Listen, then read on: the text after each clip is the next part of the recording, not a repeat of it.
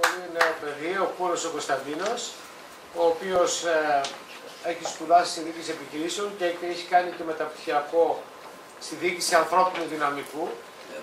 Κάτι που, που πάσχουμε σε αυτή τη χώρα. Πού είναι?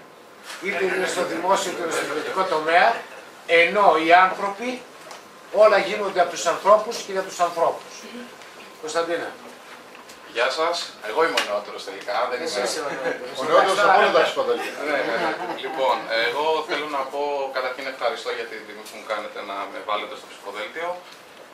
Μπήκα στην κοινωνία αξιών από την πρώτη στιγμή γιατί πίστεψα στον καθηγητή μου, αλλά και γιατί είδα σοβαρά στελέχη να συμμετέχουν σε αυτό το χώρο και γιατί κατάλαβα ότι πρέπει εμείς οι νέοι να συμμετέχουμε στην πολιτική, πρέπει να μεταφέρουμε τα προβλήματα εκεί που πραγματικά λαμβάνονται οι αποφάσεις, που αλλού στην Ευρώπη,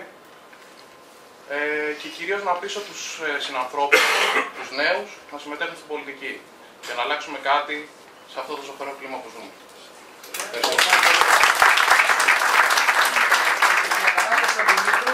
Είναι δικηγόρος του Παρίου Πάγου, έχει κάνει μεταπτυχιακά LLM όπως λέμε.